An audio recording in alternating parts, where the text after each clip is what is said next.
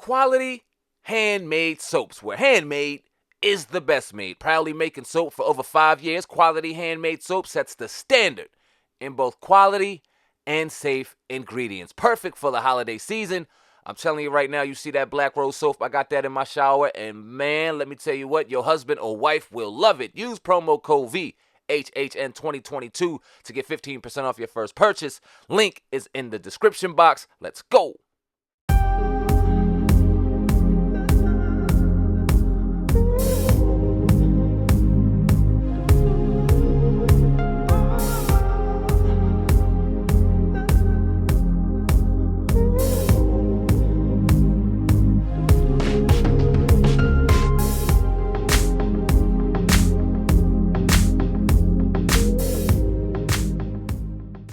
Of the Hip Hop Uncensored Podcast. I'm your brother, Old Guy from Hip Hop News Uncensored, and sitting across from me is my co-host. What up, y'all? It's your man Sam Ant, CEO of Viral Hip Hop News, and you're in the building for a very special edition of the Hip Hop Uncensored Podcast. God damn it, we got a special guest in the building.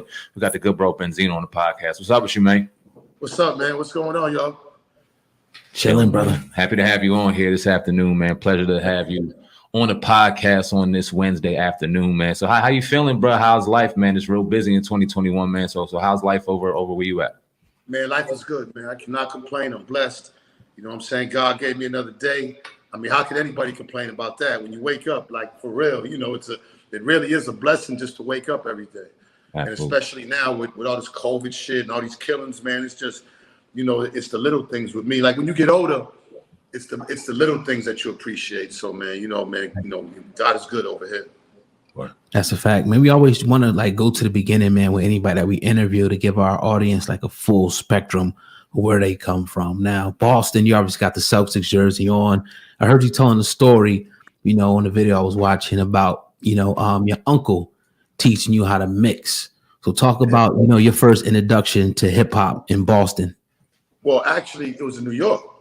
Like my father was born in New York, in Brooklyn. My grandfather was lived in the Bronx, and my grandmother was in Flatbush. So really, you know, all my family was in New York.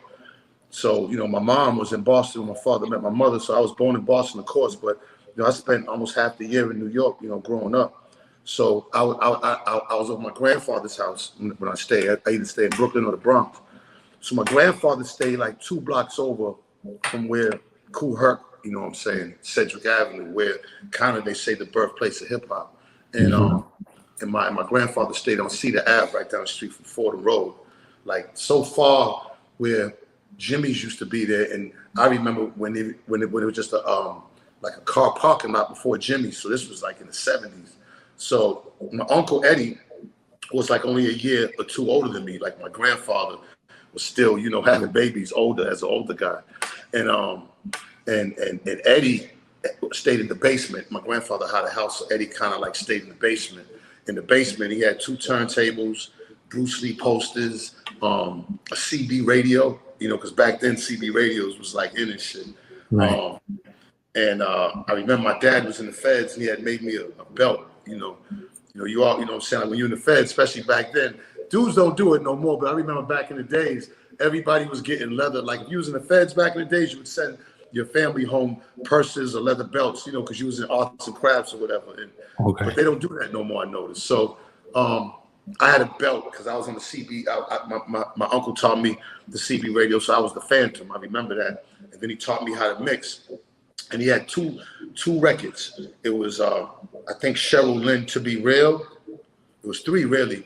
Apache, the original Apache, like the joint that Nas rapped over. They shooting, made you look. That's called Apache. And then I remember Sugar Hill, the Sugar Hill Gang had did that over. But it was the original Apache by the Amazing Bongo Brothers, and there was another song called Sets. Like these are old New York staples as far as in the 70s. So I would learn how to cut and scratch, man. And then after that, man, I just fell in love with hip hop, man. Well, now, Edward the Jesus, that's your uncle, right? Eddie, Eddie. Talk about his influence on you and what kind of boss was he back in the day? I mean, you know, Eddie was, you know what I'm saying, was really like, you know, like he had a group called 3 the Hard Way, a rap group, and he had the yellow sweatshirts with the felt letters on them, the hard way. Like, this is all coming back to me as I'm speaking. It's dope because, compared to now, that just was a whole different time. It wasn't no computers, no cell phones. Everything was outside. You know what I'm saying? The culture wasn't in, looking at shit on the computer. It was actually outside the world. So, man, he would take me, you know what I'm saying? We'd be going on different blocks, man. I was like 10, 11 years old, you know what I'm saying? But he's a great guy. Eddie was raised right because my grandfather was a hardworking man. He used to make needles. He used to convert diamonds into needles for record players. So he had the house, but then he had a garage next to it. And in the garage was all these machines to cut diamonds into, like, to make them into needles. So, like, my grandfather worked hard, man, My dad now, my dad ended up being a gangster, you know what I'm saying? So my dad really ended up in Boston just because he was doing this thing. And, he was, like, my dad came up with, like, the mafia, in Boston, and a lot of big guys from back when, know my dad. My dad did a lot of Fed time, and but he really is probably the biggest influence on me, because I learned a lot of my moral code and who I am from him, you know what I'm saying, at an early age. You know what I'm saying? My dad had a bunch of kids, but I think at that time I was just the right age and the right mindset to kind of like, how can I say it? Like, get in the streets for him. You know what I'm saying? So I started from an early age doing things for my father. I met a lot of, like, big time, mob guys. You know what I'm saying? If you watch the movie The Departed, they talk about Whitey Bulger. So so my dad had one thing. My dad had one with Whitey, but the guys that Whitey told on, the Angelos, they was like the mob bosses. So my dad was real, tied in with them, and I got to meet them and everything. Anytime my guys would go to the feds, or knock on wood, if I had got time, I would go in and check in with them, and they, you know what I'm saying, they always take care of my guys. These are older men too. These, we're talking, they was in their 60s, 70s, and they was like, running shit in Boston as far as the mob goes. So, you know what I'm saying? My dad was locked up. I had to go to funerals. If somebody died and sign his name, I was passing messages. My mother would take me to the different Fed joints, and I'm passing messages, taking little notes that he'd give me, shove them, and then, go to the, and go see the, like they all knew me. They all knew me as, Tito's son, Ray Ray, you know what I'm saying? That I wasn't Benzino back then, but a lot of my who I am comes from my father. Go ahead. Let me ask you this real quick, because we always see and hear the sports rivalry between Boston and New York and stuff, and the Red Sox and the Yankees and that kind of shit. Was there ever a real beef between, like, Boston and New York itself? I mean, not necessarily with the black community, but with the white community, hell yeah, them Irish, them Italians, just like same thing in the Bronx, man. They don't play that shit about, they love their teams. Listen, when I was in Boston, and the heroin, as far as like the heroin, it was big in the 70s as far as, so I was doing my thing. I was doing my thing a lot, you know what I'm saying? But independently, we'd have to go up by the Bronx Stadium, the old Bronx Stadium, to get our work. And back then, we bring it home on the, back then, you wasn't getting searched like that. So I remember the Boston to New York shuttle was like $40. And it was Eastern Airlines. You know what I'm saying? And then Trump bought it. Then it was a Trump shuttle. So we go get on the shuttle, go get our bricks from the Bronx, go to Harlem, get some weed, get some mixtapes, and come back to Boston. So, a lot of, man, I used to, a lot of my early years in Boston was hip hop and just, and selling dope. You know what I'm saying? I hooked up with a couple of YBI guys from up in Detroit. You know what I'm saying? And, they had things going big in Boston. So I got down with that. But a lot of my younger years was basically hustling, man. You know what I'm saying? Selling drugs heavy. If it wasn't for my father, you know what I'm saying, I was out there trying to do my thing. And I was with it's funny because I look back at my life now, and I was like really connected with a lot of the big guys in Boston, and not even, because I don't, you know what I'm saying, a lot of times people wear that shit. That's their life, you know what I'm saying? But a lot of people don't even know that I was dealing with YBI in the 80s or dealing with the Shower Posse from Jamaica, you know what I'm saying, the late 80s, like, you know what I'm saying, the mid 80s, you know what I'm saying? So, you know, these guys was real dudes, you know what I'm saying? And I was, you know, directly in with them. So Right.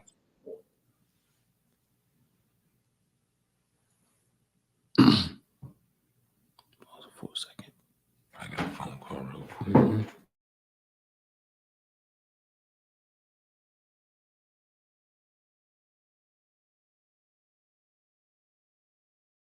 I'm muted now. In the building with Benzino on the Hip Hop Uncensored Podcast, having a little technical difficulty, but we will be right back. Hope you're enjoying the content thus far. We got a lot in store for y'all with this interview, man. This is about to get hot. Can't wait, oh God. Yeah, man, definitely cannot wait to get him back here on the line. If you're listening to this, man, if you're listening to the audio version, be sure to leave yourself a comment. And you always can rate anywhere from 1 to 5 stars how much you enjoy the podcast. And last but not least, share the podcast with somebody, text it to someone, email it to somebody, let them know to check out the Hip Hop Uncensored Podcast. Your favorite celebrity, artist, you know, entrepreneur, athlete, whatever. We got him here on the Hip Hop Uncensored Podcast. Waiting for Benzino to come back in the building. Let's get it. Working, man, fourth quarter, and we working like it's the first quarter. You know what I'm saying? Like we ain't scored nothing yet. Hungry in this motherfucker, and that's why y'all gonna get some of the best content this last quarter that y'all seen thus far out of the Hip Hop Uncensored Podcast. We're very excited too, man. We got a lot going on over here on this side. Got the studio grand opening coming this weekend, man. Gonna enjoy some time with the family and friends, and then it's off and running with the business, man. About to be the best out here on the East Coast, you heard? Yeah, man. Definitely cannot wait. Definitely cannot wait. I think we got him back in the building right now. All right, we got you back, bro. We don't need it. Sometimes shit happens, but we good, bro. You can pick up where we left off. Still there? Test. All right. Yep, I'm here. Can you hear us? All right. Yep. All right. You can hear us, right? All right. So that's you. And when you were talking, you mentioned, you were doing hip hop and doing your thing, and talk about the early Boston hip hop. Talk about the Almighty RSO and the group that you guys formed. And a lot of people don't know. You was one of the, obviously, you had, Schoolie D, Ice-T, but then you had you guys that were doing gangster rap early. Talk about the Almighty RSO. Man, y'all see, I love it when, I'm a hip hop guy, so I get excited when y'all start talking that, especially old school. A lot of people don't know that Schoolie D was on that gangster shit. And Steady B, Cool C, you know what I'm saying? They was on that gangster shit too in Philly. For real. Yeah. Whatever happened? Are they still locked down? I'm not sure. Had to look into it. Remember, they had got locked down for a bank robbery, man. I need y'all to check that out for me at some point, man. For real. Them niggas is real. But the RSO, so the RSO started in a section in Dorchester / Roxbury. It was like right on the line, Grove Hall and Four Corners. It was like right in the middle. So back then, when hip hop came, it was block parties and shit. So I was one of the first ones, do block parties in Boston. So I would go and, all the money I was getting from the streets, I would go get this crazy equipment. I ended up getting a 1200, a Technique 1200 when they first came out. I remember this is how old I am. When the 1200s first came out, it was a big thing because it was beltless and it still kept it speed enough for you to scratch on it. Like they made that turntable for scratching. It was heavy as hell because the only thing before that was belt-driven Geminis. You know what I'm saying? Like it's a turntable driven by a belt. See, my grandfather making stuff for turntables, and I knew everything about turntables. So Eddie had the Gemini joints, and he had a Gemini mixer. Then Newmark came out with a mixer that was made for 1200s. Came out with a turntable that was made for scratching. So I ended up getting the turntables, and I really was nice at it. The only thing about me with a DJ was I wasn't on a crossfade. I was using the Newmark I got was a turn. So I was like flip, fly, flip, fly, flip. So I would turn like this. I just wasn't good with this hand with it. So I really was a one-hand DJ, but I was still nice. Like I would, there was this old record called Fresh Fly Wild and Bold by the Cold Crush Brothers. And then I would play that, and then I took runs on sucker MCs. Fly like a dove. They come from up above, so I would take the fly. So when the Fresh Fly Wild the Boat come on, there was this spot where they would rock, and then it was just an instrumental coming, and I was like, flip, fly, like I was killing that shit. I would take the beat from sucker MCs and take the first kick, and then the snare and go do that, and then somebody could rap off do that, do like I was nice. I was Rock Shock and Ray Dog. That was my name. So I formed the RSO because I would do battles with these DJs and shit at Four Corners. So me and I'd be dusting niggas. I was dusting niggas in Boston as a DJ. So me and Jeff was like Jeff. DJ Smalls was his name back then. He had a group called the PC Crew from Castlegate, and he was the best in the city and shit, you know. So when Jeff came along, it was like he was doper than me. Like he beat me. So instead of me like, oh man, fuck that, I said, fuck it, let's just form. He had a couple MCs with him, Orange Man, Tony Rome. I had Kevski and MC Knox, and we all came together and formed the Almighty Rock Shit On Crew. That's what RSO stood for. And you know, we formed together as a group, and we battle everybody because that's what it was. We bring out the speakers, shit, you know what I'm saying? Jeff B. Rock and all the MCs come on, we would battle. And you know, like we was fucking dudes up. I ain't gonna lie. Like we never lost a battle. I mean, we was a big crew too, so you know what I'm saying? You know what I mean? Wasn't a lot of people was really scared of us, but the ones that did come out, I mean, it wasn't, you know, I mean, it might have been words or whatever, but you know what I'm saying, battling wise, we was kicking niggas' asses. So we ended up putting our first, these guys, he was a named Walt Hilliard and Ron something. They were teachers, and they said, look, I want to make a record label. They had a record label called Boot Records, and we did our first, I think, we recorded our first song probably in '86, The Greatest Show on Earth. And my man Orange Man, who's doing Double Life now, was like so ahead of his time. You know what I'm saying? I mean, this dude, like Orange Man, was one of the best. Like freestyles would just come off the top of your head. He was just killing it. It's like he never lost a battle rapping it. He was one of the best in Boston as far as just spitting off the top of the dome. And you know, we all from the inner city, so of course there's that element of, you know what I'm saying, like by then, you know, between my father, you know what I'm saying, his name in the streets, and then, you know, me getting my name in the streets, you know, I was connected to all the niggas around Boston, all the top niggas. Back then, it wasn't so much streets against streets and blocks against blocks. It was just whoever in that part of the hood was that nigga, the niggas knew. So it was top niggas in every hood and shit. And I was super young, but I knew all the top niggas, and all the top niggas fucked with me because, you know, like, even they did time with my father, they knew my father wasn't in.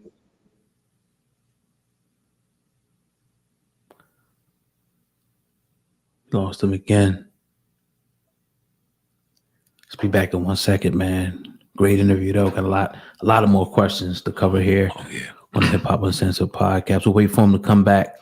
You know, once again, maybe he has to put it on Do Not Disturb. That'll probably help him out for the next call. I'll let him know when he comes back on. But definitely, man, great interview thus far, covering the history. About to get into some other topics, some powerful topics in a minute. Oh, you already know how we do over here at the Hip Hop Uncensored podcast. It's dope because I really didn't know too much about Boston hip hop, but obviously, anywhere you got us, and anywhere the culture is, hip hop, I'm damn sure follow, and we can hear a damn good story in any state in the country if we around there, man. So this is just another history lesson, and like you said, we got some great content about to pop off on this joint. Excited. Yeah, and when you listen to them, it's got kind of like the NWA vibe or whatever. So it's kind of dope at the end of the day. So I ain't know a lot about it either. You know what I mean? Honestly, but great. He's breaking it down for us. Absolutely. Don't hear too much about that upper echelon up there. After you pass New York, you don't hear too much about hip hop after that. But yeah. Did they cover that in that documentary? Did they skip it? They skipped it, right? Yeah. Crazy. I didn't see it. Yeah, man. But yeah, man. Benzino on the Hip Hop Uncensored podcast. Make sure you guys hit that 5-star rating, and make sure you guys share this podcast with a friend or family member. This is the Hip Hop Uncensored podcast, bringing you the exclusive interviews and top hip hop news every single day. You already know. And for the people who are listening, we'll give you this. Oh, you know what I mean? Afterwards. Here we go. Hey, I'm in a much better part now. All right. Wasn't getting the You greatest. want you on the phone? Probably put it on do not disturb. That might help you. If you Nah, well, okay, I could put it on airplane mode now, but that was I don't think it was the phone, but hold on, let me put it on airplane mode. Hold on. All right, bet. Benzino in the building. We're just getting warmed up here on the Hip Hop Uncensored Podcast. Man, I like this, man, for real. So yeah, man, it's gonna be a good one. We still got some great. I like this. All right, let's go. We ready. All right, cool. Back in the building with Benzino on the Hip Hop Uncensored Podcast. All right, so you were talking about when Almighty RSO y'all got signed, and I believe your first single, We Are Greatest Show on Earth. Yep. When that dropped, how did that hit Boston, and how were y'all received in Boston after y'all really dropped that joint? Well, it was good. Like I said, it was good because Boston wasn't split up like it is now. Like, it's hard now for rappers because the blocks, are all against each other with real beef. Like, right. So there's no support. That's what people don't understand. The difference with now is that you could get support from your hood. Everybody kind of loved us, and then I'm sure there was some people that didn't, or some people that feared us. But we was a big crew. You know what I'm saying? And as years went on, some crew members would leave, and we would get other dudes, but we stayed the RSO. Like the core stayed the RSO. And then with us doing block parties in different parts of the neighborhoods, like you could never do that now. Like, I would set up in Roxbury, I would set up in Mattapan, I would set up all over the South End. Now you could never do that because everybody is all territorial now. I think after Colors dropped, the movie Colors, that's when Boston really started developing gangs, and everything was really about like street names. You know what I'm saying, with sports. So that's the colors they would have. It wouldn't be red and blue. It was like the Blazers or the Pirates or the Giants, you know what I'm saying? And they'd be wearing all that sport gear. So early, we was really like ahead of our time, man. We was rocking starter jackets, Gazelles. I mean, the leather pants. We was heavy on Adidas. I ain't stopped wearing Adidas for 40 years. I never even had a pair of Nikes or Jordans. You know what I'm saying? Wow. Like, back in the day, everything, like if you see a Boston, like everything is threes. You know what I'm saying? I got threes all over me. You know what I mean? Everything Hangman 3. You know what I mean? Like, right. You know what I'm saying? Like everything is. Hold on. Yes, sir. There we go. Yeah. I see that. Yeah. So everything was like threes. So that was from like the South Boston Irish gangsters. They was the first ones to wear Adidas in Boston, and we just picked up from that. And now like Boston's a real Adidas city. The youngins is different. Of course they Jordans and Nikes, but back then, a real Boston OG. If you see him with some Adidas on, you could tell a Boston nigga anywhere. So, we started getting love in the city. We won the first Boston Music Award, whatever that was worth, as best rap group. It was cool, having the record out. We probably didn't get outside the city, but we was doing shows all in the city and shit. Right. So, let's talk about, I think about 88. You start to source. It starts off as a 1-page newsletter, and then you guys get moving. I think the first issue date was 1988, if I'm not mistaken. Talk about, the idea with you and your partner to develop the Source newsletter that ultimately turned into a hip hop's magazine. Well, I mean, that was so, to make one thing clear, that was solely Dave Mays' idea. Like Okay. Dave, but the way that everything happened was it all happened in unison. Like the RSO, we never had a radio station in Boston. Like, and there's still no black radio station for the culture in Boston. Like you can go everywhere else and find a real but I don't want to disrespect Jam at 94.5 because they playing Coy's song, and big up to them. But the truth of the matter is Boston really doesn't want black people to rise up. They don't want.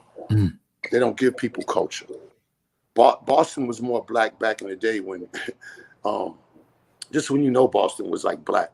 When George Clinton and Parliament Funkadelic came to Franklin Park outside. That's, what I mean? Now, James Brown, now it ain't coming to the garden and shit. Now, Boston they took hip hop. And this is, when we get on with the conversation, this is exactly why my situation with Eminem happened. It wasn't a personal thing. It was I seen how that the culture was about to be exploited. Meaning, and Boston's a good point to say that. Now, look, I don't want no white people to think that they shouldn't be involved with hip hop and none of that, because hip hop is what brought white and black people together. There's nothing else more that brought white and black people together than hip hop. And that's the great thing about hip hop. Not only did it kind of save our communities from the crack era and put monies in our pockets and put money in guys from the streets pockets that wouldn't have got it. It brought cultures together. And that's cool because, you know, hip hop is a black started thing, man, period. It came from, you know, people, you know, New York, granted. And, you know what I'm saying? Like, it was a culture. It was a way of life. And it started to be a way of life that white kids wanted to be a part of. So you know, let's really like think about that. White kids wanted to live like us because and through hip hop. Mm-hmm. So that to me was a great thing.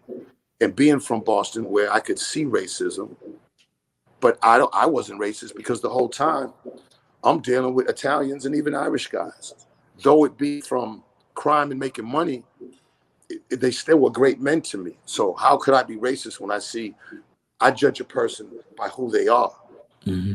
and by the character they display. And that's how my father taught me. It was never being racist, but I do know that there's a racism of white people who don't fuck with black people at all. So when you see their kids fucking with us and they're not fucking with us, well, it's like, okay, well, goddamn, you know what I'm saying? All right, well, we got the kids now. Mm-hmm. Once they started seeing that, then they had to control it. And, you know, hip hop back then, you got to remember, there was people marching in the streets about gangster hip hop. Mm-hmm. Yes, right. And going against the lyrics. They wasn't playing that shit on radio. Right. You know what I'm saying? But it was so big. Imagine something so big that even without radio play, people from all over bought it. You know, I was a huge NWA fan. Like, NWA influenced me greatly because, you know, we was doing gangster rap, but they was doing it on a whole different level because of the gangs. You know, people hadn't seen that before as far as gangs. You know, there was gangs in Chicago probably long before LA, but it wasn't. It wasn't at the time of hip hop, where now everybody started seeing the culture through the lens of this rap group, and that's how big NWA was. So their influence was great on everybody, you know, just because of the Bloods and Crips situation at the time. With Boston, like I said, once the gang started breaking out, then that was it. You know, because in LA's big. Like, you got beef with somebody, sometimes you're gonna have to travel miles to, you know. In Boston, you got beef with some Black Bostoners might be a 5 to 10 mile radius. And we was averaging maybe 130 murders a year in that 5 to 10 miles, maybe 120. Yeah, it was bad. If you got beef with somebody, you know where he lives at. So somebody's dying. Man, listen, I think almost, it got to be 1 out of 3 guys in Boston been shot. And that's a big ass number. I mean, everybody got that tattoo, they call it, you know, them stitches going down the stomach. You know what I'm saying? So, you know, everybody's been shot, you know, and like, I could name over 100 dudes that's been killed in Boston. Right. Who I knew directly, friends, 100. You know, not like, okay, a couple of my guys, you know, I got 4 tatted on me, but I can definitely name over 100 that I know directly. And you know what I'm saying? Like, it started getting to the point where I was going to so many wakes, I couldn't do it no more because I didn't want people, you know what I'm saying? Like, I got tired of seeing people in that vision of laying there looking different. Like, that shit started, I stopped wakes. So, you know, Boston started getting crazy. A lot of people don't know, like, we was one of the first really East Coast cities to really get in that gang culture. And there's a lot of black hoods in Boston, a lot of black people in Boston. They just, the powers that be in Boston don't want that out because they don't want that picture of Boston fall, you know, because Boston's a white city. And right. It's money, and they control it. So there's no black radio station up there. You know what I'm saying? Like in Philly, y'all probably got about 3 or 4. We don't got one. Yeah. We don't have one. Because, you know, 94.5, these are hip hop is being run. Those are white people. It's different. It's just different. And you hate to say these things because you're just racist, but no, because it's different. It is what it is. Indeed. I want to fast forward a little bit through your time in the Source and working with Source Magazine and kind of go into the rivalry with the East Coast, West Coast. Now, before I get to the actual Source Awards, a lot of people blame the magazine articles and things like that, talking about what's going on between the East Coast and West Coast. They put a lot of responsibility on the reason why Biggie and Tupac are no longer here. Talk about the time at the Source when all of that was going on, and how do you feel about that now, looking back on it? Do you feel like magazines need to take a responsibility in what happened, or it was just at the time doing what magazines needed to do? I think it's both. At that time, the Source really was the internet for hip hop. The Source magazine was so important in people's lives that a lot of people don't even understand it. They probably take it for granted. But without the Source magazine, there wouldn't be, all the Vibes and XXLs came after. Right. Without the Source magazine, I'm saying, the culture would be different. We wouldn't know about each other. Yeah. Philly nigga necessarily wouldn't know about a Boston nigga. LA nigga wouldn't know about a Chicago. We would be so foreign to each other, And I think since hip hop came, and then the magazine highlighted hip hop and highlighted all the hip hop from all over the globe, it just kind of brought people together, kind of like what the internet's doing now. Mm-hmm. You know what I'm saying? It kind of puts us, the gift in the internet, it puts everybody on the same field so information can be shared and about more things quicker. Yeah. The Source was just that. We was just bringing the news to everybody. So when the West Coast and East Coast beef started, and see, when you look at the Source, it's music, politics, entertainment. It had nothing to do with gossip. Mm-hmm. Gossip magazine. Hip Hop Weekly came later, and that was different format. But the Source magazine was never about that. We just reported what was going on in the world of hip hop, and that was a big thing at the time. That was the first big thing, and it was so big that it was that big. You know what I'm saying? Sure. You could say that how you report. If you go in there, you're writing. I can say about the Source, they wasn't instigating one way. You know what I'm saying? Because the Source writers a lot of them was from all over the place. So, they were in New York. So of course, you think that they'd be, Biggie, but you had to be partial. You couldn't be responsible like that. You know what I'm saying? So I think the way we handled it was good, to be honest, because it was happening. It had nothing to do with the Source. What was going on, and the Source was just reporting.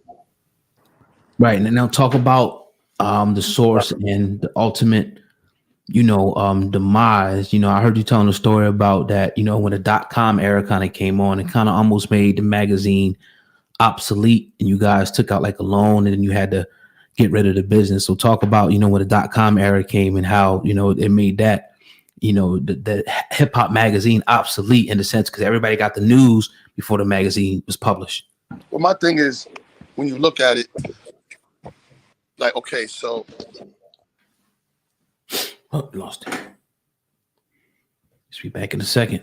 Yeah, back in a second on the hip hop. He's moving around a lot over there on that joint, man. There you go. Is when you really look at it, it was oh shit, I can put little trees there to make it. All right. Now, when you look at it, the internet really messed us up in a couple of ways. At the time, in the '90s, the early '90s, Dave and a few guys, Steve Stout, H.H.U. Young, they came up with the idea that that the computer world's coming, that the internet is coming, and they really first had the idea of let's put all the content and get advertising from the internet, because it's the next big thing. And I remember they had mad meetings, and I never sat in one because I didn't know nothing about it. Me and Dave were partners from day one, and things that he knew, I let him fuck with and trust him. Things that I knew, Dave was more administrative. I was out here in the streets. And I think, that's what was unique about the Source, is that Yeah, I was out here. I was a gangster nigga who was out here in the streets, pumped drugs all his life, connected to a lot of gangsters. Like, I don't say that bragging about it. You know, I barely talk about it. It's only until now because shit, you know what I'm saying? You know, like even the YBI shit I couldn't talk about. But, you know, my man Pep wrote his book, shout out to Pep. And, you know, so, you know, now I can feel comfortable, you know, because, you know, a lot of these guys are going to jail now because they're getting on here and saying a lot of what, and they still don't understand that, you know, it can bite them, you know what I'm saying? So you got to be careful. So I always kind of kept a lot of this shit and didn't say nothing, especially back then. But I transitioned in life, and you know, I got to get away from that. You know what I'm saying? God willing, that was a blessing. But at the time, they wanted to come up with, they had the idea to make Source.com. So when you look at it, they were brilliant because look what ended up happening. You know, but at that time, I was like, I don't know nothing about that. So Dave kind of did that on his own. You know, they borrowed the $9 million from a bank at an 18% finance rate. You know, but at that time, he was making about $1.5 million, $2 million a month. Well, not in the 90s. As years went on, we ended up really killing it. Like, it was right before that time when the internet did work. But let me get back to that. So they invested in it all. They opened up a big ass office on Fifth Avenue. You know what the fucking rent is on Fifth Avenue? Only imagine. All right. So they're on Fifth Ave. So Dave's like, come on, man, we show you what's going on. So I didn't go up there until shit was actually up and running. So I finally went up there because I just was like, man, I don't even know what the fuck you're doing. I don't know about that shit, man. Internet, man, you're crazy. This is when the computers was big as hell. They looked like microwave ovens and shit. So he brought me up there, and it was a room. And there was about a big ass room with like 40 people in there behind these big microwave ovens and shit. And I was like, man, I still didn't see it. So it ended up crashing. The whole shit crashed. And the reason it did because a lot of, if you do your homework, a lot of internet companies crashed back then. Because first of all, people didn't have computers. They was just ahead of their time. Yeah. They seen it coming. They see, a lot of people don't know in life, a lot of things depend on timing. You could have the greatest idea, you could have all the money, but if the timing ain't right, it's never gonna work. You know, and only God controls time. You know, it's the time, and nobody really, and it's up to you to know. It's up to you, but really, the way He puts these things in front of you, you always got to be on your A game because it's the time. And trust me, if I can give any advice, it's time. And when you just got to be ready when that time comes. That's what you got to do. But yeah, it crashed, and then we ended up owning the bank. It ballooned up to like 30 million. So, you know, we had to start making money on the out on other, you know, other than advertisement. Our advertising grew, like I said, to 25,000 a page. We were doing 80 pages a month. So do the math. Yeah. That was at our peak. You know what I'm saying? We did that for about 3-4 years. So like the money was coming in, like it was ridiculous. We'll talk about that in a minute, but it ended up crashing. So then, you know, the Source Awards came up with Source Hip Hop Hits. I did a deal with Russell directly, and I remember, you know, they offered us a couple $100,000, and this is where me and Dave, and people need to understand this. Dave was good at paperwork. He come from Harvard. I was good at the street game, where sometimes you might have to walk in a place and somebody pull a gun. You might have to bluff them and act like you got a gun. So when you do deals, it's kind of in that same premise. You can't just go. You can't let a motherfucker, like, you got to be able to hold your hand in poker and act like you got 4 aces. You can't just take, okay, all right, cool. Nah. You know, sometimes I might have 3 different suits of cards, a deuce of clubs, a 9 of diamonds, and hand be fucked up. But the fact that I, you know what I'm saying? The fact that I look like what I was having, you know what I'm saying? You got to wear it. Right. So for a while, I'm like, nah, Dave, we can get more. We get more. Now we gotta take this when we need the money. You know, it's like $500,000. And I was and it was the idea that all the top dudes on the Source cover, let's do a compilation. And remember, there's these now compilations. This was before them. We did that. Man, I got the call from Russell Simmons after 2 weeks of me turning down these deals. He was at the Chicago Bull game, and this is like my hero at the time. Russell was like my hero. You know what I'm saying? So I couldn't believe it. I'm talking to Russell Simmons, man. They ended up giving us $4.5 million the next day. Damn. He said the bike courier, she came up with the backpack, took that check out. I opened that motherfucking Dave's office, it was like $4.5 million, baby. Now, didn't that was that the deal that kind of broke you guys? Like you had to kind of start back at square one. No. Everything was going up. Even though we owed the bank, we was paying them because we had to pay them like $700,000 every couple months. But Okay. the Source Awards wasn't a moneymaker until the very last one with BET. Like we sacrificed so much building the Source Awards. Like we never made profit until the very last one. So, but the Source Hip Hop Hits was, come on, we just got a quick $5 million. The ads are going crazy. I got a $500,000 deal from Motown. I got a $700,000 deal from Epic with Rock the Party. Like money's coming in like crazy, say from the years of 99 to 04, maybe.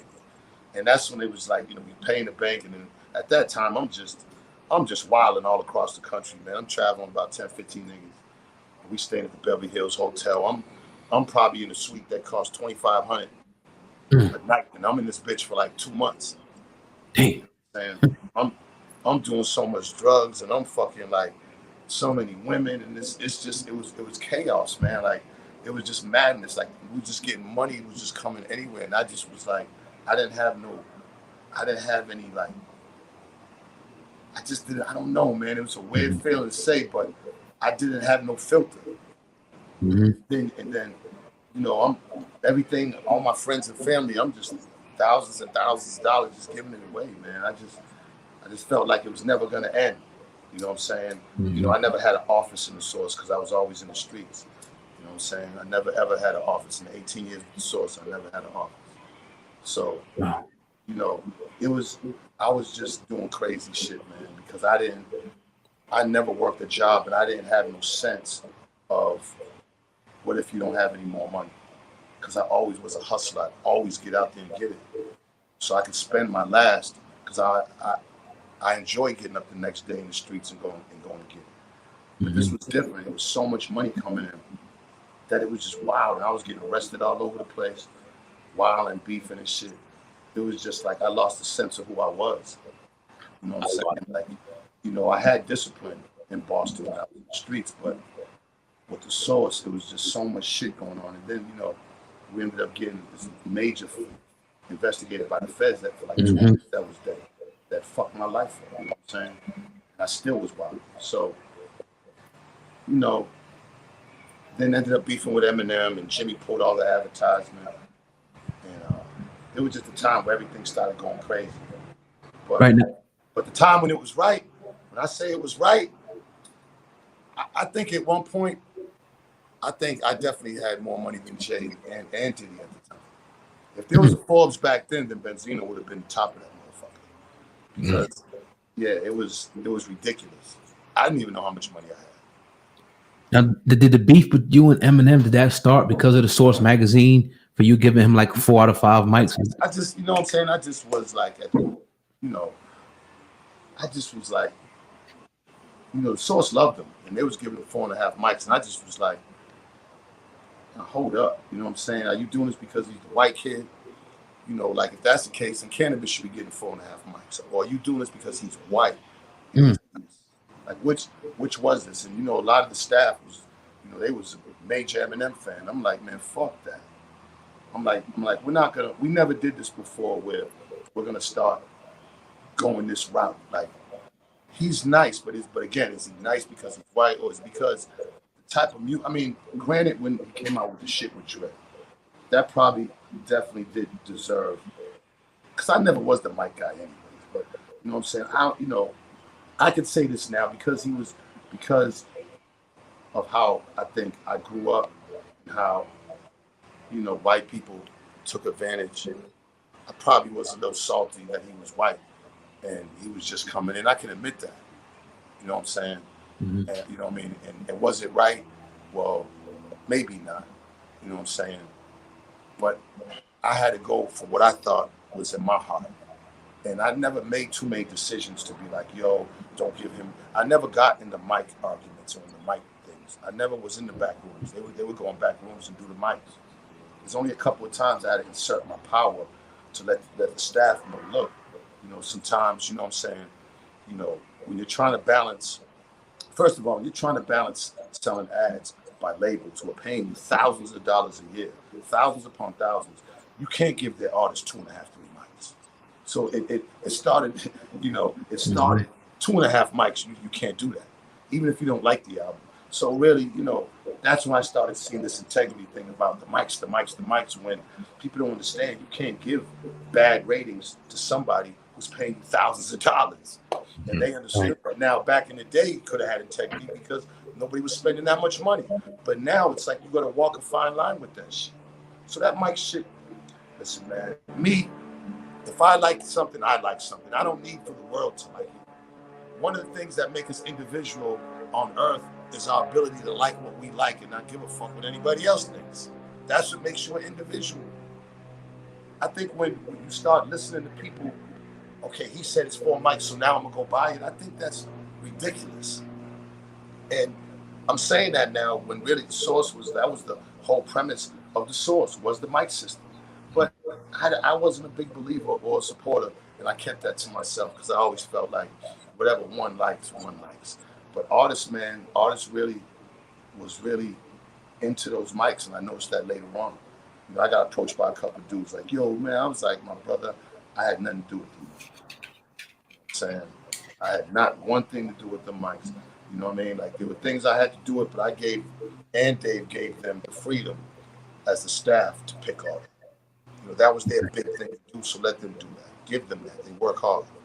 So that was the mic system. The Eminem thing came, and it was more of a personal thing of how I grew up and how, I seen things. And then, to be honest, what I said was right. A lot of shit I was talking about the machine and everything, it was right. Because Eminem was getting MTV was giving him shit that they would never give no black artists and let him do, what I mean? It just wasn't fair. So I just was like, damn, you know what I'm saying? I had the power to say something and I did. I didn't have to answer to nobody. You got to realize, even Russell Simmons back in the day had to answer to somebody. Mm-hmm. I did it. You know what I'm saying? Good shit. And I spoke what was on my mind. I actually spoke for hip hop. I spoke for the culture, and I spoke as far as towards racism. Meaning, look, you don't single out this guy and give him special treatment because he's white, because that's not fair. So a lot of that had to do with that. Let me ask you that, though. Do you think that's the reason why it almost, I don't want to say backfired, but it seems like now, if you look at it through the annals of history, or anybody who's asked a question between the Eminem and Benzino beef, Eminem destroyed Benzino. Eminem did this. He shut him down. Yeah, I don't take it like that. I swear to God, even in the rhymes. You know why? I'm going to keep it 100. Mm-hmm. See, Eminem is a white kid. Eminem's never, ever experienced my struggle and the way I grew up. Mm. Not even a little bit of it. Okay, so anything he says is joking. You so crack, all that. Drug dealers, shot niggas, been shot, all that. Mm. Everything else, what every other nigga goes through. Shit that you don't go through. Shit that you know nothing about. But you still want to be a part of this culture. And you know what I'm saying? Nah. Eminem fooled everybody. He got through. They got him through. Because, they brought him up around these dudes, he's from Detroit. And he's not from Detroit. He's from one of the blackest, dopest cities in America, street-wise and music-wise. He's from there. He's not from there. They planted a perception of him and ran with it. And I was a little glitch in the matrix. Don't think that what I did didn't glitch shit up, or I glitched it. But it's bigger than him destroying me, because I'm still here looking better than ever. You know what I'm saying? And I'll beat his ass. You know what I'm saying? Man to man.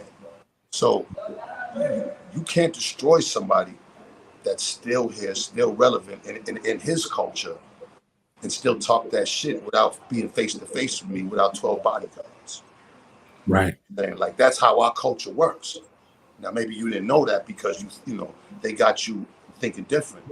But our culture works. When you destroy somebody, then that person never comes out, and you the big dog. And hell no. I'm out here feeling, looking better than ever. You know what I'm saying? And actually happier than ever. Good. Right. I'm happy with who I see in the mirror. I Yes, sir. stand up for things, and it's not always about money. I did that. When people be like, "Oh, you lost everything," no, I didn't lose nothing.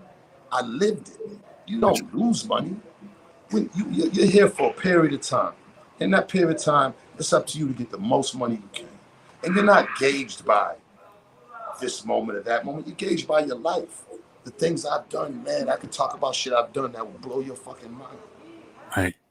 I mean, the stories that I got, which I'm going to hold for the book, that'll blow your mind. Everybody hold shit for the book. I have millions and millions and millions of dollars. And the things that I did, the crazy shit. Think of Wolf of Wall Street, but way crazier. I mean, women, you know what I'm saying? Like, I've dated a lot of celebrity women, actresses, rappers, you know what I'm saying? Like, that's all coming in the book, you know what I'm saying? A lot of your rappers' wives. Beyonce? No. Rappers' wives. Beyonce? No. Nah, you know what? I'm not even going to say nothing. All I'm going to do is wait for the book. Let me ask you this, though. Let me ask you about... I'm going to tell you, the Zista was that nigga at one time, man. And when I say that, I mean it within the industry, because, I never was an industry nigga. I'm a Boston street nigga. Like, that industry shit, I don't, you know what I'm saying? But the industry still gauges who it was. And at one point, I was that guy. I still was the mysterious guy. Who is he? Where is he? What? But when the federal, see, everything, it kind of happened at once. The Eminem beef, the federal investigation, us owing the bank more, like everything all happened at once. And that was kind of like the demise of the source. Right. So talk about 50 Cent, because you had issues with 50 Cent. Nah. Let me tell you. So 50, at this point, I'm in New York. We with the Made Men and we recorded. 50, there was on 54th Street was the Hit Factory and Sony Studios. All the big artists would be recording. It ain't there no more. So Ja was up. I didn't even know Ja this time. He was up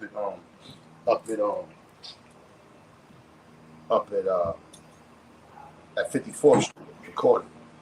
We was down there at Sony recording. So I'm chilling downstairs in the hip hop room. Come on, Tommy, what's going on? I'm chilling downstairs in the hip hop room. They call it the hip hop room and shit because they got like this ill spot where you could play video games. It was like in a spaceship. Right. It was crazy. So I'm down there and Cool Jesus at the time brings in this dude. So, I was fucking with the track masters at the time. They was the ones that really blew up 50 on that first shit. You know what I'm saying? Mm-hmm. Tony poking them. So he had at that time he brought him in and 50 Cent just been stabbed and shit. Put your phone up a little bit more, brother. He told me what happened, how homie. We can't see your face. Sorry about that. Yeah, he told me what happened, how his man dropped the gun, or the gun didn't have no bullets in it. Was beefing with them niggas. I was like, oh man. So I'm looking at this nigga like, okay, you know what I'm saying? All right, boom, he fuck with Tone poking him, and I had heard his mixtapes and shit. Everything was cool. So I called him car service, and the car service, because the source had a car service. Okay. Called Atlantic Car Service. And I called him a car service and just got him to the hospital. And then later on, when the Eminem beef happened, he's getting millions of dollars now. He can't go against him. I didn't hold that against him, but it wasn't no beef with him. It wasn't see, beef is different, man. Beef is like niggas die in beef. Rap beef is something, you have to put rap beef in front of it when you say it. You know what I'm saying? Because rap beef is different from beef. How I came up, how I still look at it. Right. So this wasn't, I didn't take this as something life-threatening. You know what I'm saying? Mm-hmm. I wasn't worried about nothing and nobody. You know what I'm saying? Her and Z. I just, I wasn't the greatest rapper, but I had to put what I was saying in the raps in order for it to be heard. Mm-hmm. So how I felt about Eminem, I had to put it in a rap. And that's why I put Pull Your Skirt Up. Star from Buck Wild was on Hot 97 and kept playing it over and over and over. And that was crazy because, Jimmy's paying Hot 97 a whole bunch of money. At this time, Jimmy owned 60% of hip hop. Okay. Dre, 50, this, he had everybody. So, you know, he was giving us a lot of advertising dollars. And he just signed my son, Ray Ray, who raps. You know, y'all know my daughter rapping. Shout out to Coyle Ray. Yeah. She starts her first tour today in Boston. Imagine that. Shit is just, anyways. Yeah, you know, he signed Ray Ray and them to a big ass deal, $800,000 deal, 3 down. His baby pun, Ray Ray. Ray Ray was about 9 years old, and Lil James, a singer out of Boston. So I got them a deal, got them a bunch of money. They did. Betty Boom recorded the video. We did the Bronx Tale Over. I was Robert De Niro. We had the same bus from the Bronx Tale. It was dope. Spent like a couple $100,000 on the video. Like Jimmy loved the group, and you know, when the Eminem beef happened, all that shit fell apart. Right. I was a rumor that you witnessed 50 Cent get to a fight with Ja Rule. Is that true? Say again? It was a rumor that you witnessed 50 Cent getting into a fight with Ja Rule. No? I don't know. Let me tell you, like Ja be deep with niggas. Mm-hmm. You know what I'm saying? So it ain't no one-on-ones, man. You feel me? Yeah, like it is what it is, man. Ain't no one-on-ones. Ain't nobody gonna sit there and just let niggas steal your man without trying. Niggas is gonna try to jump on him. And if he got a bunch of niggas, then it's gonna be a war. Yeah. Right there. And you know what I'm saying? The best man live. Like it ain't one-on-ones anymore. If you walk in a spot with 11 niggas and they come over there and steal you, what gonna happen to that nigga? You'll get stomped the fuck out. Ain't no fights. You know what I'm saying? But did he get stomped out or what? Did 50 get stomped out by Ja Rule? His crew? I wasn't there with that, but I heard. You know, look. I'm saying he got out of the Hit Factory. You see what happened, but they tried to doink him up. Right. I mean, he got doinked up. You know what I'm saying? His man had the gun. There was no bullets in the gun. Damn. So, you know, he's really lucky that he got out of there alive. They deep as fuck in the studio. Mm-hmm. That's a fact. I don't even know the mindset of something like that. Unless you going in there to blam up a nigga. Right. If you know niggas is deep as fuck, what's the mindset of you going in there? Like, I don't know. Yeah. But I didn't know Ja, and I didn't know 50, and that wasn't my beef. It could have been one of y'all niggas down there, and y'all came down there. Yo, this is so and so. I be you good, my nigga? You know what I'm saying? Like I was able to get him a ride. That's what I was able to do. I would have did that for anybody. Now later on, me and Ja got cool, and our kids grew up together and everything. But you know, and then he was beefing with 50. The crazy shit was my Eminem shit happened the same time as him beefing with 50. I moved next door to him. We become good friends, and it make it look like we together against them. Right. So that's you know what I'm saying? Yep. And at that time was our last days in the Source. So we ended up just giving Ja the cover, just giving Irv Garvey the cover. You know what I mean? Because we knew that we only our days were numbered. Talk about life after the Source. How was it after the Source for you? Oh, man, well, just not after the Source. It was after I got indicted. I was about to go to jail. They was about to hit me with the shit that they hit with Casanova. Now that's they was trying to hit me with. Really? There was bodies in Boston. Fucking, they tried me with extortion, 2 counts of money laundering. I mean, all kind of shit. Like they told me to cop out to 25. Went to my mother's house and told her to tell me to cop out to 25. Like they had been investigating this for over a year and a half. They interviewed over 160 people. There was dudes up in Otisville in a penitentiary saying they was dragging niggas up out of their interview. They interviewed the whole Source staff, people from Boston, people from New York. They was trying to get anything. They just couldn't connect the dots. You know, and because that, thank God that investigation broke down because it was wasting too much money, and they couldn't get a conviction. That because of that, I would never be able to tell who said what, because there was somebody that said something. Yeah, yeah. But you know, I'll never be able to see those papers. Right. But I ended up getting indicted for tax evasion, and then I took it to trial because I just at that time there was Ray Ray and Coy. Taj wasn't born yet. And I was like, damn, man, I want to at least be able to spend some more time for it, because they offered me 5. They said if I took it to trial, they offered me 3. If I took it to trial, I'd get 5. So I was like, fuck it. Fuck it, yeah. Yeah. I said, fuck it, I'm going to fight it. So any little monies I had left, and this again was towards the end of everything. Right. When the well was drying up, you know what I'm saying? I had a couple of $1 million in jewelry I ended up getting rid of for lawyers, because we were spending millions of dollars on lawyers. You know what I'm saying? So I ended up beating the fucking tax case, man. Like that was, like, I could not believe it. Like, you know, I had an all-white jury. Because when you pick a jury in Boston, they're like, does anybody in this jury pool know Ray Dog, Source Magazine, Benzino? Man, everybody who's black and Spanish is putting their hands up. Yeah. So I had an all-white. I was like, man, Damn. I'm Peking Duck right now. For real. It's over. I didn't even want nobody to come to court when I was on trial, man. So they had the Dave hired this dude accountant up there, and named George Moore. This motherfucker wore a wire for 8 months, and he was the one supposed to do my taxes. He wore a wire and shit. So, but when he came to testify, you know what I'm saying, I still got my braids and shit. Cause I was like, fuck that. I ain't cutting my braids off. Like, if I'm going to jail, I'm not, you know, because, you know, my lawyer was like, look, we want you to get a low cut. Nah. I went respectfully, because the judge was a female judge. A female federal judge is one of the most, intimidating humans on earth. Yeah. No, honestly, a female federal, United States federal judge, their face will intimidate a fucking serial killer, yo. Nah, man, she had no play all over her fucking face. I mean, you could only respect it, really. You know what I'm saying? Like, because you understood the power she had. Mm-hmm. They had just built this fucking courtroom, spent millions of dollars in Boston, built it on Boston Harbor. Like, each judge has their own room. Marble floors and pillars and shit. I'm like, ain't nobody in that motherfucker. Right. The last time I went in there, they were giving my man, was a Cape Verdean dude, man, gave him 25, man. Family in there crying and shit. I said, oh my God. So I didn't even want nobody to come to the trial. So I went by myself. I had a dope lawyer, Jewish guy, Leonard Sands. He's still doing his thing. Older guy, real older guy. And you know, he from Florida.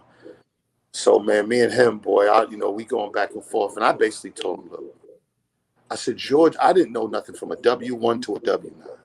All I knew was just swipe this American Express Platinum and take money out the bank. I didn't know too much about even paying back. For 20 years, I didn't even pay my own bills. About 15 years. Everything was handled by the source, by Dave. Mm-hmm. I just was running through money. But I didn't know the business of money, because it was coming so quick that I just didn't. It just was coming too fast for me. So I really didn't know nothing about taxes. And I said, that's what the fuck he's there for. We giving him $200,000. He was a white guy out of Jersey.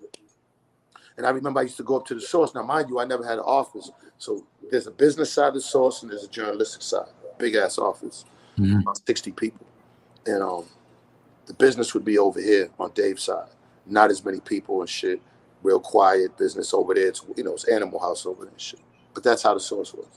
And so George would come over. Hey, Ray, we got to do taxes. And I'm like, George.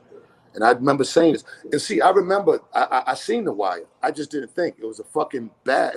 He had this badge, right, with like serial numbers on it. I'm thinking maybe that's what because I looked at it. Right. Maybe that's what all accountants wear. Like, I'm thinking that's an accountant thing. Right. Because in my mind, what the fuck is he wearing this badge every day for? On Mary Scott, I thought that a couple of times. Mm-hmm. I was like, what the? Because see, that's one thing why I lasted out here, God willing, is because I didn't talk around people, and if I didn't know you, I wasn't fucking with you. That's right. And you couldn't talk certain things to me. You know what I'm saying? Like, I know, like I all my years, and I credit this to my father. I learned how to maneuver the right way, because you just can't get me.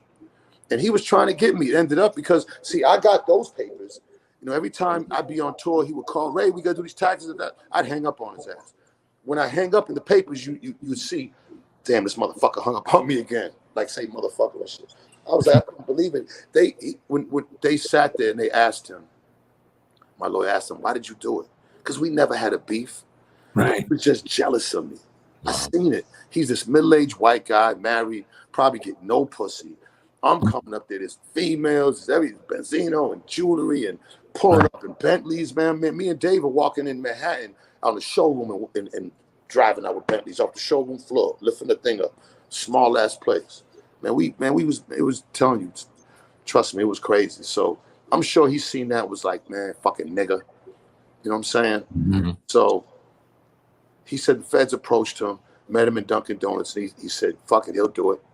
Wow. That he thought it would be adventurous or something. I don't know what the fuck he said. I was like, they think this a bitch. So, hey, look, all 12 juries said not guilty in 2 hours, all white. I almost passed out. I couldn't believe it because nobody beats a federal tax case. Al Capone didn't beat it. They got a 98% conviction rate, and I fucking beat that shit. That shit is. I went tattooed not guilty right here because that shit it blew my mind, man. The United States government against Raymond Scott, and I won. So, Irvin and won too. It was the same thing. Yeah. But let me tell you what happened with the feds, real quick. Mm-hmm. They just didn't know how much money we was making legally. They knew if black people was involved and I involved, drugs had to be getting laundered. Right. It wasn't true. I left the game at that point. I didn't need to. I didn't need no more street money. It's a fact. In millions in Minnesota. I was getting so much money from the source, and like I said, I was getting $500,000, $700,000 deals from you know what I'm saying, like later on, my last 2 solo albums. I made some money from that shit. Word. That's what's up, man. How's your relationship with your daughter now, man? And how rewarding is it to see her, you know, taking off and being one of the biggest artists in the game right now? First of all, you know, that's, you know, I've tattooed right there, Coy. That's my princess. That's my baby. Right. And, you know, seeing her now is mind blowing, bro. It's still, I still don't believe it. Right. I still can't, because there was at a time where she told me she was going to do this. And like, she said it. It was just like, she just kept saying that shit. You know what I'm saying? And it ain't like I didn't believe her, but you know what I'm saying? I just was, you know, I think what people don't understand is that me and Coy's relationship, and it has to do with her mom's relationship. Mm-hmm. It's not like me and Coy, you know. And me and her mom couldn't see eye to eye after we broke up. So a lot of that plays a part. People would understand, you know, Coy loves her mother. That's right. when we broke up. I mean, she's lived with me a couple of times. I don't want, you know, if I get too much into the story, I'm gonna I don't want to discredit her point, because we are trying to patch it up. You know, we've been texting each other, and she actually called me, FaceTime me early this morning, and I missed it. Right. Okay. You know, how can I say it? All I can say is that I love Coy dearly. There was never a time where I thought that she didn't love me. There was never a time that I thought that anything that I've done was detrimental. Like, I've never could fathom that. I've always was big on my kids, all my kids. I always make sure I've been in their life. I always make sure that I've provided for them. You know, a street guy can't be there 24/7 like the mom can, because the street guy's out here trying to get money, which is the man, period. Understood. Yeah. Coy's mom didn't have to work in those years. In those years where I was in the streets and those years of the source. So I got to go get the money. So if you know, of course, mom is going to be around you physically more, but even when, and this is probably how much I'm gonna go into, because again, I don't want to discredit Coy. I think the stuff that was said, and even on a song, how can I put it? That was her feelings. Respect that. You know, I have feelings, and I have a different scenario, but that's okay, because I can't discredit the way she feels. I have to respect it, and I have to fix it. You know, and her being on this tour, the first date in Boston, is just mind blowing. Yes, sir. It's mind blowing. Sold out, like, bro, like, wow. Come on, man, like, this is my baby girl. This is like, you know, Ray touched some success, and he's doing, man. If you go on his page, I want you to go on his page. It's Chavo, Chavo. Like, Chavo has been making a lot of money streaming his own stuff, and I'm proud of him. And like I said, he was the one that Jimmy signed. So I've had 2 kids on major deals, you know, by, of course, 2 different, you know, mothers. So, you know, It's not, they both grew up in hip hop and studios all their life. That's all I've been doing other than the street. Mm-hmm. So it's in them. And to see her get as far as she is, it just was a testament to her because she knew it and she said it and she did it. Ray Ray's a little more laid back. Coy's like, nah, fuck that. And when you see that from your daughter, you're just not used to that. You know what I'm saying? Like, some of her music and stuff is like, well, it's not that I'll support it, but how can I post it? Because I'm your father. Right. And it's just, Yeah. like, it's just crazy. You're damned if you do, you're damned if you don't. Most of my following are older. So if I'm posting stuff of you talking about crazy shit, then they're not going to support it because of them, of the age difference. Mm-hmm. It's not that I don't want to, and I'm that father that understands. Like I'm into the young shit. I love Pooh Shiesty music. I love A Boogie. I love these young guys out here. You know what I'm saying? I listen to their shit. Mm-hmm. But coming from your daughter is just, and yeah, bro. and then it's hard. I don't know how other fathers feel, but I'm in a very unique situation. I can say that, but it doesn't take away the immense love I have for her, and I'll always be there for her safety. All she got to do is call. You know what I'm saying? But I would think that her being Benzino's daughter gets her through situations a little easier than most. So, I was going to ask you, do you think it's I'm sorry, go ahead. No, go ahead. Is it a double-edged sword? Because as a father, like I can only imagine, you've been in the game, like you said, you've seen the highest of the highs and lowest of the lows, and any real father just wants to protect their kids, and you want what's best for them. And obviously, she's out here achieving her dream. And on one side, you have to be ultra proud of that, but on the other side, you understand the monster that she's currently going into. Man, man, you could have said it better in this tour. This tour is going to be a dangerous tour. Yeah. So I would like to be there, secure, because I know, security, big up to security, but ain't nobody going to protect them more than me. Word. Mm-hmm. And no matter what, I'm loved all around this world. Around these hoods. I look at the hoods of the world and shit. Yeah, people fuck with me, man. I go through any major hood, and from the grandmothers to the mothers to the auntie to the sister to the little to the real niggas. What up, Zeno? Oh, Zeno, man. Oh, come on, take this pic. What up? This is every day, all day, every day, all day, every day, all day. Mm-hmm. So, it's not like, people gonna love it. People, I just hope that we can really kind of come together stronger, because I think people want to see that. No, definitely. You know what I'm saying? Because, shit. It ain't like her father's just nobody out here. You know what I'm saying? Right. Definitely. But we're going to respect the time, man. Of the interview. We definitely appreciate you, Benzino on the Hip Hop Uncensored podcast. Go ahead. I fuck with y'all, man. Y'all call me anytime, man. And yes, sir. I'm a kid. Hey, I got a restaurant, Benzino's Crab Trap. When y'all in Atlanta, y'all come through. Y'all never have to pay on me. Oh, that's love. Where's it located? In Chambly, man. We do the grand opening in a couple of weeks. It's gonna be dope, man. This is, I've had different ones, but this is the biggest one I've got yet. 3,500 square feet. We have a full bar. Like, we're really, really, shout out to my partners Sack and Low.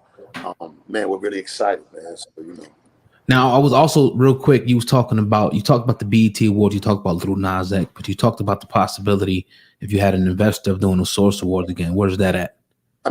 First of all, the people the Source has new owners.